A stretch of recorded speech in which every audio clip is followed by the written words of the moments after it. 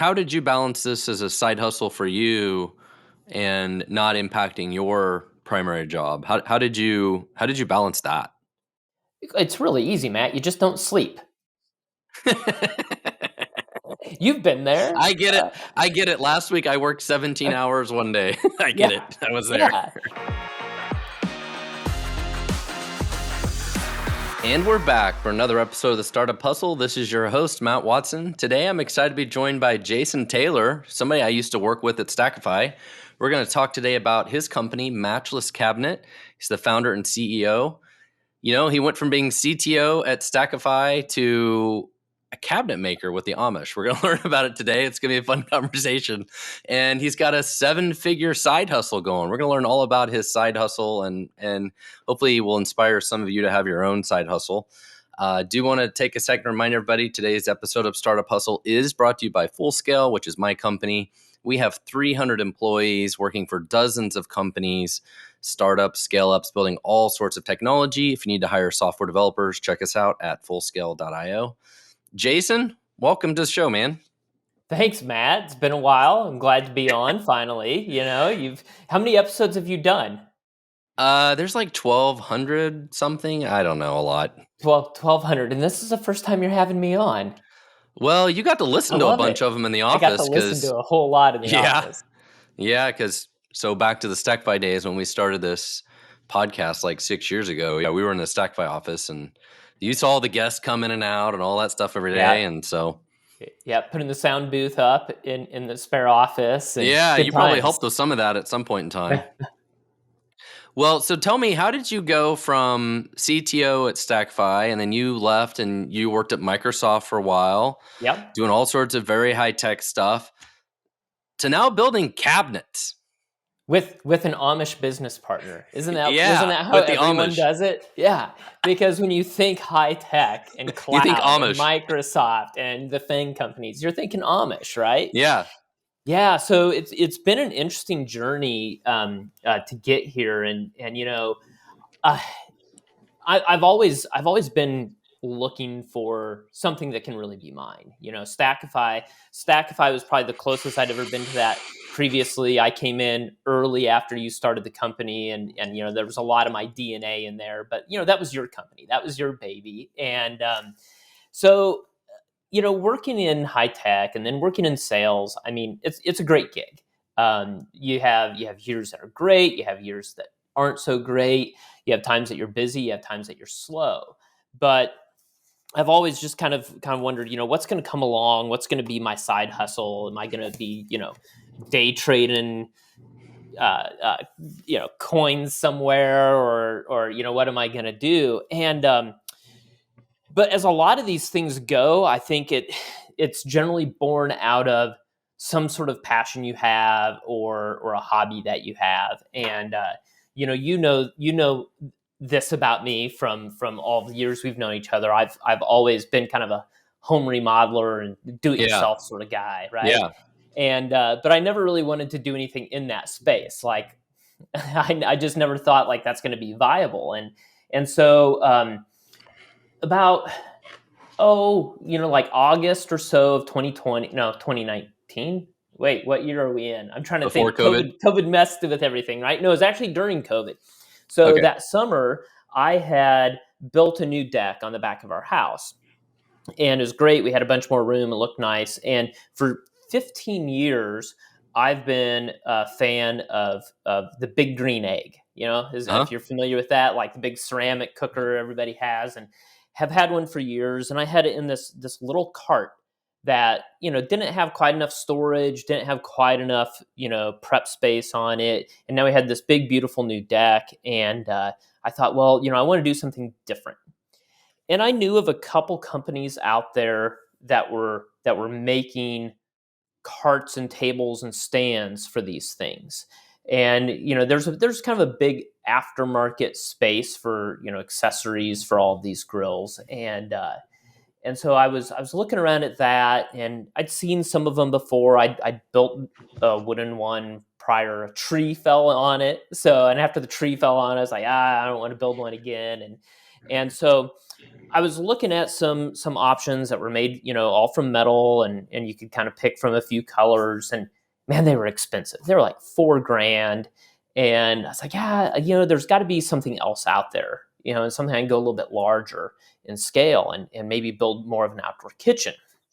And I found a couple options on the market, and it those manufacturers operated in a very traditional sense of going through a dealer installer network, and you'd have to find your local rep and call them and have them come out to your house and measure and do all this stuff, and then they come back and they give you a quote. You're thinking, okay, this is going to cost $7,000 or $8,000, and they give you a quote for $70,000 or $80,000, and you go, Good Lord. this is just crazy.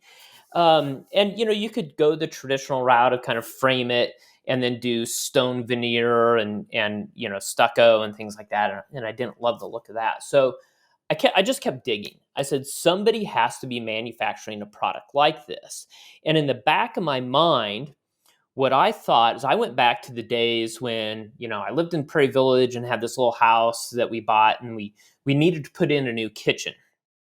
And IKEA had planning software that Yeah. if you were, reasonably competent and you could work a tape measure, you could figure out your cabinet plan. And here's what it Right. costs. And then you just click buy and you go drive to IKEA and you load it in the truck, and then you come home and assemble for 3 weeks, right? You bring home a truck full of Legos. Yeah, you bring home a truck full of Legos. And I thought, Basically. that's what this buying experience should be. And so I keep searching, and I come across this manufacturer that had, prefabricated carts, and they had cabinetry, and I had never ever ever heard of them. So, I sent out a couple emails, and they got back to me, and the guy said, "Well, why don't you give me a call?" And I talked to him, and he said, "Well, we're still kind of new to this, and we don't have any dealers in your area, but I'd be willing to sell directly to you." And he sent me his price sheet, and I said, "Well, that's actually really reasonable prices. That's a lot better than some of the competitors I've been seeing." And then his words of, "I don't have any dealers in your area," just stuck in my brain. Yeah. And in the course of about 2 hours, I decided this could be a nice, tidy little side hustle. Like, I could sell a bunch of cabinetry to people, around town here and in my neighborhood. And, South Overland Park, all these people are building nice, fancy homes, and, people are outfitting their In the garages Kansas with City area. cabinet. Yeah. And all of that. So I thought this will be a nice little thing. Maybe I can buy my stuff at a lower price, and then I can make some money off of it. So in the course of a couple hours, I went from being this semi-casual shopper. And the funny thing about that, Matt, is To owning a cabinet company. yeah, and so here's the mental gymnastics that happen, and you'll get a kick out of this because my wife. I was doing all of this searching without having spoken to her about it. And so, it's not in the budget, Matt. It's not on the spreadsheet. So I'm going, how am I going to justify this? I know. I'll become a dealer, and You then got to I'm sell getting it 3 at a cabinets lower first. yeah, then I'm getting it at a lower cost, and she'll be like, "Oh, okay." So literally that morning, I'd been on the phone with this guy who had this kind of thick Pennsylvania Dutch accent, telling me about his cabinets. To Lindsay comes home, and I go, "Hey, I think I just started a company." Good morning. Yeah. And then the journey started, and it was really interesting because almost instantly I was able to put together in my mind like all the different pieces to this business model and how we could go disrupt the market, because once I saw how the product was manufactured and how the catalog was built, that idea I had of the kind of IKEA self-service model, selling directly to customers and allowing them to build and select online, I saw a path to that happening, and that nobody else in the market was doing it, because I searched for weeks for it and So it didn't nobody exist. was. So obviously people must do this for indoor cabinets, or you go, well, even then maybe you still primarily go to a custom cabinet maker and they have their own software that they use to do Right. this. Probably a lot of consumers don't do this themselves, is my guess online. But an outdoor Yeah. kitchen is a lot simpler too, right? It's 6 feet long, or it's a simple L shape or whatever. Like it's probably a lot simpler for a You consumer to do an outdoor kitchen. Yeah, you generally speaking don't have the constraints of I have a wall here and some other obstacle to go around, Yeah, and I've already got plumbing coming through somewhere. Now we right, do get into more advanced builds where we have that, but even to your point, even in the indoor market, um, there's not a whole lot of self-service cabinetry out there. right. So, and that was a challenge of trying to find the model of how do we go out and tackle this? How do we do this? How do I build software that can do this? And I think that's been a huge part of it, in our journey so far. Is I'm thinking about this um, through the lens of a big background of software development and So you realizing had to that build you had to we build had to this build a software, right? lot. We had to build a lot. Yeah. So So there's. what Go ahead. what does the tech stack of that look like? Is this like a WebGL sort of like in the browser 3D Yeah. rendering? How do Yeah. you build that? Yeah. So our kind of end to end stack is a number of things that have been put together. Like any kind of distributed system is at scale is we've got our store front end, which is commercially available SaaS product storefront, and Okay. then we've got a lot of integration that we've had to build. Now we tried to go everything out of the box as much as we could early on. I didn't want to be in the software development business, but inevitably we ended up there. But our planning software is, to your point, kind of a WebGL JavaScript browser based front end, Okay. and That you and had to build. we had some help. We had some help. I did find a company that had a product that could be used as a base that they would Okay. customize and host for you. So it's Okay. a SaaS product that's heavily customized to your catalog and your business needs. And Okay, I've had a cool. pretty heavy hand in that as well. But there was a little bit of a journey to get to that, and that was one thing as a technologist that I got to do for the first time was really understand the 3D modeling space, which is really interesting. I mean, it was so far from anything that I've ever worked on. And believe it or not, my Amish business partners work and design in 3D CAD tools. So Okay. in the years that I was at Microsoft, I served a lot of the architectural, engineering, and construction community for sales. And they all used this piece of software called SolidWorks. And it's a Okay. 3D modeling tool that has materials awareness. So it knows if you're, building this model with wood or metal or whatever, or plastic, these are the properties of all of it. And it understands machining. You can say, I'm going to take this piece of metal, I'm going to bend it, and it knows it's not going to be a perfect 90 degrees. There's going to be a little radius in that bend and kind of all those little factors. And so there are these super, super rich, billions of polygons making up these models that give you perfect renderings that are photorealistic Okay. and can be used to do very, very detailed plans. But that doesn't translate to web very well, Okay. right? So we went through a few different iterations where early on we took that and we kind of rebuilt into an AutoCAD and Google SketchUp, or I guess it's not Google anymore, it's Trimble that owns SketchUp now, and built it into a model there. And as I was working with customers, I'd have to crack open AutoCAD, and then I'd go put a plan together, and then I'd send it to them, and that worked for a while, but that doesn't scale very rapidly. I Yeah. can't be doing all of these. I needed a way for customers to be able to go do it on their own. And how do you do that? It's got to be an app on their phone, or it's got to be browser based. They aren't going to get And so anything more and so complicated since than that. and so since then you have built all that, right? Like you have this whole We've built end-to-end sort all of of that. e-commerce experience for that now. Yeah, we've built all of that, and that includes kind of the integration points to go between the storefront to our planning software, and then back to the storefront to complete checkout, and some of the other concerns that are in there as well. There's this isn't dropping a T-shirt in a box and sending via UPS or Yeah, FedEx. yeah. You've got Shipping's a pallets problem. full of cabinets. Yeah. So everything has to go by LTL freight. And that was one of the next obstacles I ran into is how do you calculate that in real time so that you can get somebody to check out and convert? The last thing you want is for somebody to put $8,000 of cabinets in their shopping cart, but then they got to contact you to check out. Well, That and then doesn't they get a work. surprise that it's actually $2,000 more to ship this to you. Yeah, which in some cases it is, but Yeah. you want to know that up front and allow this to be a pretty self-service process. So I had to find the right freight broker to work with that had the level of service that I needed and the rates that I needed and the software APIs that I needed to be able to go out and real S- time calculate So quotes. so far you sound like the typical software developer. I found a problem. I spent a whole bunch of time solving it all with technology, right? But A how did lot of but so, technology and a lot of customer service. so tell me though, from a business perspective, how did you figure out how to scale the sales part of this, right? Because that's really the other part of this that makes it successful, right? Like you built the technology, but you've also figured out how to scale the sales part of it. So how did you figure out how to do the sales part of it as well?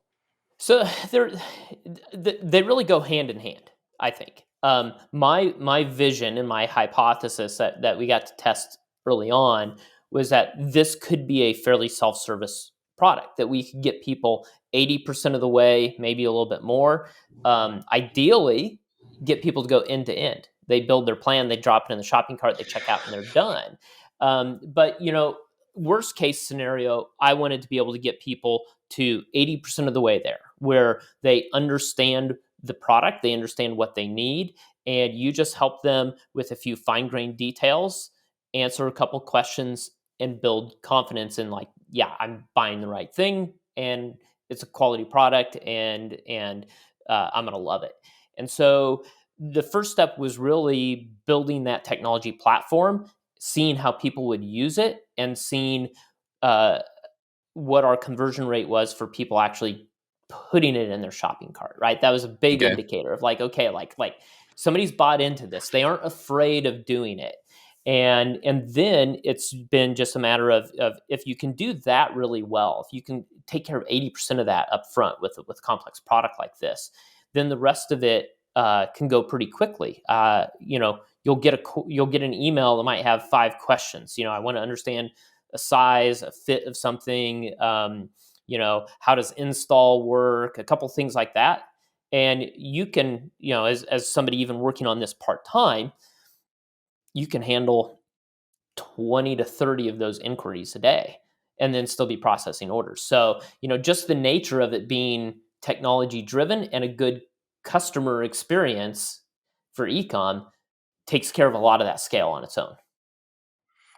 So as you're sitting here chatting, I'm on your website designing cabinets, and what's cool Hey, is all there's right. like one click to jump right in and go do it. Although it looks like I'm building the cabinets in a house, not outside.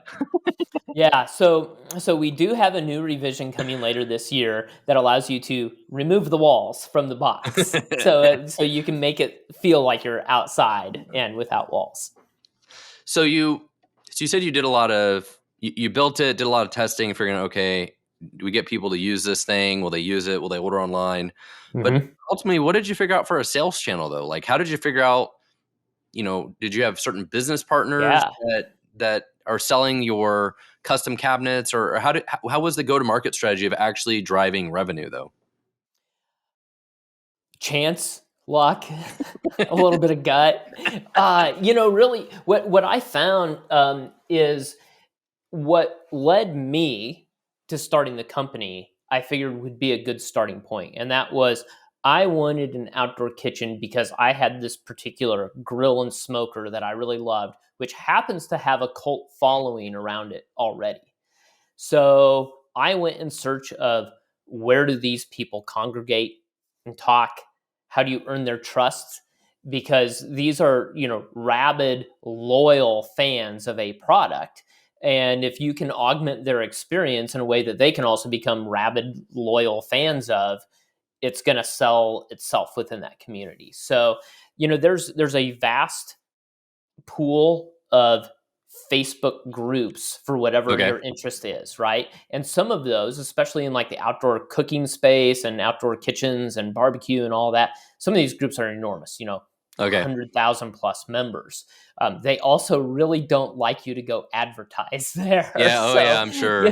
you have to find ways to kind of introduce your product organically. And it's always this cycle of organically promoting your product and finding advocates and fans and customers and having them advocate on your behalf as well, which as it turns out, my hunch there was right. If you find one of Right. these people who loves this space, and you just overwhelm them with an experience that they couldn't get anywhere else, and deliver them a fantastic product at a fantastic value, they're going to go sing your praises to everybody else in those channels. So that was one step, and then the other has just been through digital marketing. I mean, it's Google Ads and Microsoft Ads and Facebook Ads and Okay. Instagram Ads, and that was another big challenge for me. That was a space I knew nothing about, and here I am stumbling my way through the Shopify platform, which has some tools to allow you to take your stuff and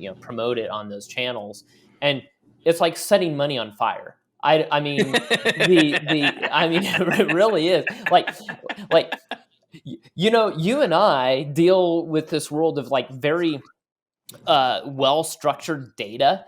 Like all of us old developers, started with like transactional databases, and everything had very clear cut dimensions and values.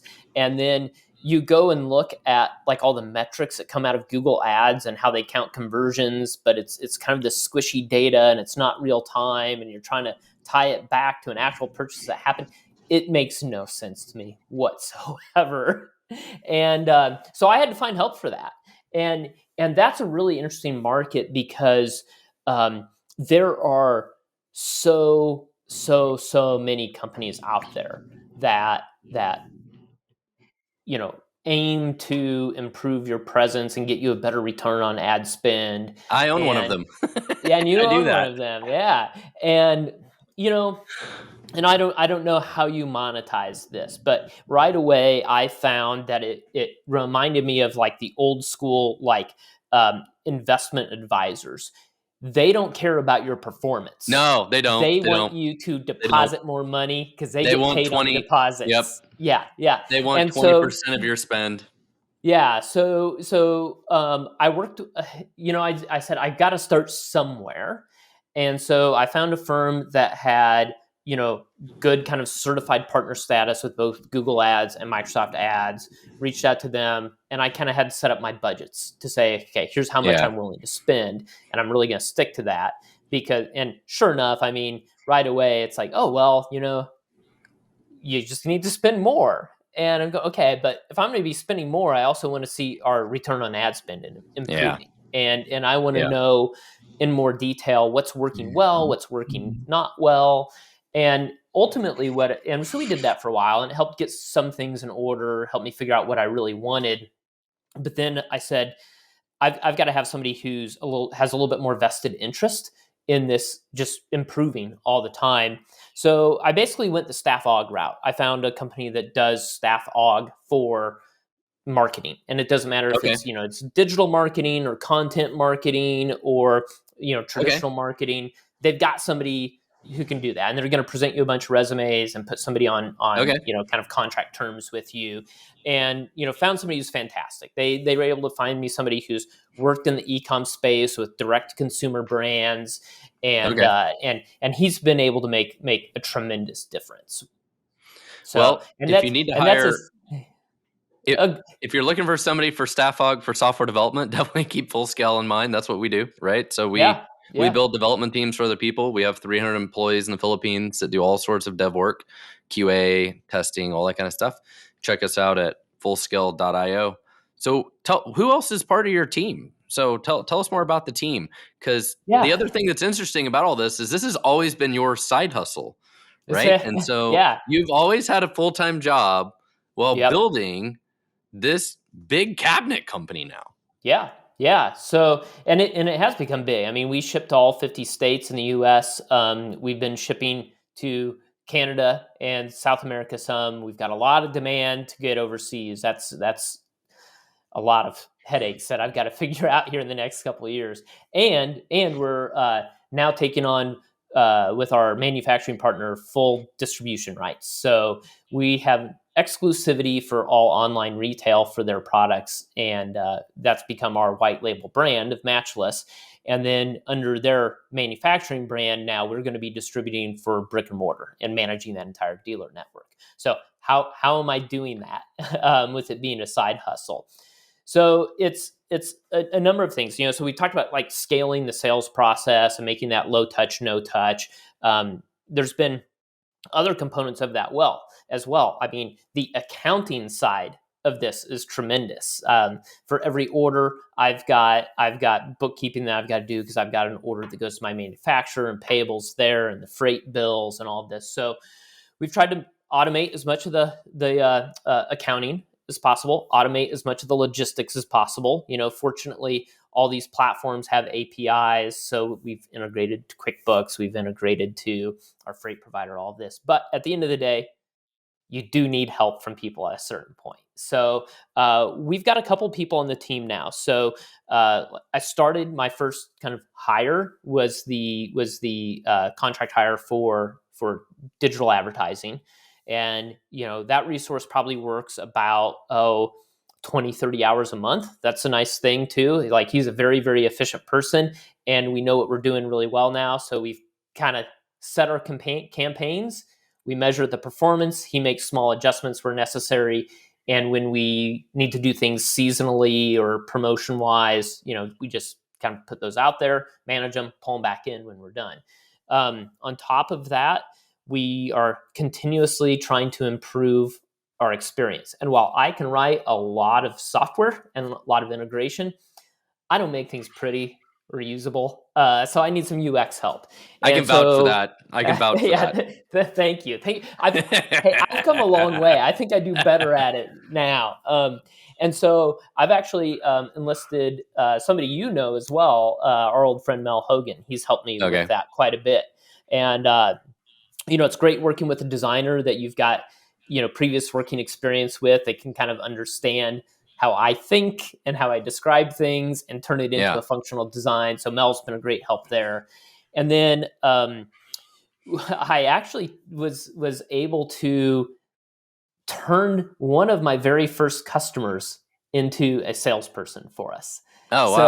So, and it's so funny. It's kind of his side hustle too. He's actually a clinical surgery assistant. He's basically a doctor. He's got, all the degrees and background, and he's got this, weird schedule where he has days on and days off, where he's in clinic and not in clinic. And he was one of those first customers that I found who is like this kind of loyal fan of a product and built his outdoor kitchen with us. And, we just kind of became buddies and you talk a lot. And I found like he was in these groups online and answering a lot of questions about our products. So I just said, hey, you're already kind of doing this. How about we formalize it? I don't want you to do anything other than if people need help putting their plan together, help them do that. And then here's the commission schedule for it. And he said, yeah, sure. This sounds really fun. And it's primarily because it's a bit of a passion project for him too. Right. And he enjoys helping people and he likes solving problems and working on these things. And then he gets a little bit of insider access to the industry now because we're so well connected to all these grill manufacturers and other players in the space and kind of some of the social media influencers that we know now and stuff. And he kind of gets the behind the scenes access to that. So he's been a great addition to the team. And that was interesting for me because it was at a point that I was starting to worry, like we've got great revenue, we've got pretty good margins, but hiring somebody full time takes a big chunk out of things. It's a big commitment. And I think as well, it's a big responsibility. And that's something I really care a lot about. Like, I don't want to bring somebody on to something that's not stable or not going to work out and turn their life upside down. So, well, and how did you balance this as a side hustle for you and not impacting your primary job? How did you balance that? It's really easy, Matt. You just don't sleep. You've been I there. get it. I get it. Last week I worked 17 hours one day. I get it. Yeah, I was there. yeah, and that's kind of how I'm wired. Is that if I've got a problem, I can't rest until I've solved that problem. But it did become a bigger issue to the point this last year where I've said I can't sustain this myself and a couple part time people, and so last July I'd actually decided I'm going to leave my job at Microsoft and I'm just going to do this full time. And there were a couple factors that kind of came up that I said, well, maybe I shouldn't. But one of those things that occurred to me was even if I was doing this full time, I still needed help. And so I decided we're going to try this. I'd been juggling so much that I could probably continue to do that while having somebody else full time that would allow me to still maintain the balance between working full time and working on Matchless and give this a little bit more runway. And if that worked out really well, then by the time that we needed to make another hire, everything's just rolling to where it's funding itself and making it really Right. easy to do that. So I had prior last year like reconnected with an old friend from college who had a lot of really good relevant experience with what we were doing and was looking for that next move in his career. And we sat down and we had a decent conversation, and I think very similar to like when you hired me at Stackify back in the day when things were early, was able to say, here's what I can do today. I hope there's some good upside in the future. Here's some of the risks that you're going to take, but here's what we could do together. And a little bit of a leap of faith for him. He had a family or does have, not had, he has family and kids and all that. But we did that about 4 or 5 months ago, and it's been phenomenal. I mean, hiring the right person at the right stage to and then being able to hand them off the work that needs to be done to make yourself available for doing more important things has been just Yeah. tremendous. Delegating is huge, and it's a skill that everybody has to learn, especially as a business owner, right? Like And always it's constantly something. trying to figure out how to delegate more and more things to other people and trust them, which is hard. Yeah, yeah, and it's something that I've always really struggled with because and you've seen it firsthand from me, being able to hand something off because I know I'm going to do it faster or I'm going to do it better or whatever the Right. reason is. At a certain point, though, and it's similar to raising kids, you have to let them learn some lessons, right? So you give the proper amount of runway and you give a support system, and hopefully they can figure out what to do and improve and all that. And I had to really commit myself to that process, but it's worked out fantastic. So let me ask you this: did your wife ever help with the business? Sometimes Sometimes. we aren't the best to work together. Like we've known that for a long time. Yeah. We No. have Some people it's not. Some people it is. I get it. I get it. we have such distinctly different ways of accomplishing work and opinions on how that should be done. It's oil and water sometimes, but she does help out with a number of things. So we're going into a period of the year right now where we get busy with trade shows, and she's a tremendous help at those, Okay. helping get us organized, travel plans, reservations, logistics, ordering the company T-shirts, and then helping us work those booths. You've done it at software development shows. We've been there where we've done Yeah. like Microsoft Build and stuff like that, and you're standing there talking to people for 8 hours, and then it goes to like the reception after, and you're doing it for another 4 hours, and it's a huge help to have people in the booth who know the product and can talk to the product. And what I found as well is when we go to consumer shows, having I don't want this to sound sexist, but it's really true. Having a woman in the booth when you have a married couple, come along and they're talking about this, and I've found it to be true almost all the time with my customers. Usually, it's the husband who says, "Ooh, I want to build this outdoor kitchen. I want to put all my grills and stuff in," and the wife says, "But it needs to look nice, and I'm going to pick the colors." Yeah. Yep. And Makes sense. Yep. having my wife there to be able to talk about that and to relate to, and the fact that she's a interior designer sort of Yeah. person, Yeah. she's able, she helps people pick out colors and kind of go through the decision making process of how they should lay things out and all of that, and she sees that a lot differently than I do. So she's a great asset to pull on to say, I can't help you pick colors. I'm colorblind, but here's my wife, and she's really good at it and does it every You day. have the perfect excuse. You have the perfect Yeah, excuse yeah, to cop yeah. out of that. I do. Well, let me ask you this. So, where are all the cabinets manufactured? Are they manufactured here in Missouri? No, but they are manufactured in the U.S. So our Okay. manufacturing facility is in northern Indiana. Okay. And it's a really interesting community. So we mentioned earlier that they're primarily Amish, Yeah. and take take every preconception that you have and throw it out the window because I like I said, they're Amish, but they're using 3D rendering software. The manufacturing facility is world class. I mean, we have a sheet fed laser cutter that is bigger than the first floor of my house. That's all automated. They take their 3D model, they load it into this basically giant printer, run sheets of aluminum through, laser cut it all, and then it goes out the other side, and panels are bent and hand welded. Enormous powder coat facility, and it's like an 80,000 square foot Okay.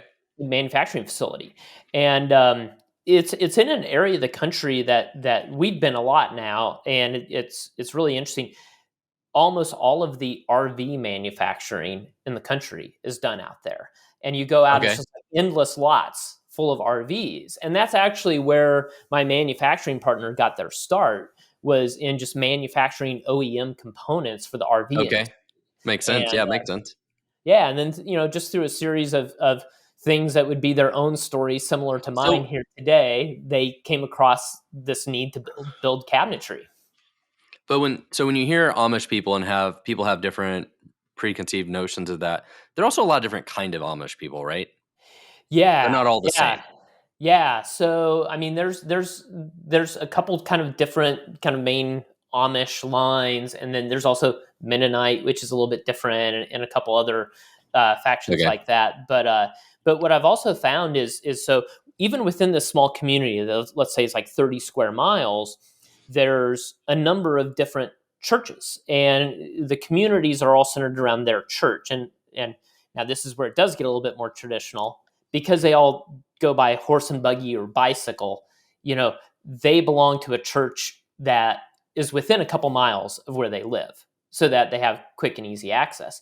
And then that local church kind of sets their policy of how they live their lives. So of course the Okay. biggest thing that people think is like no electricity. And that's somewhat true.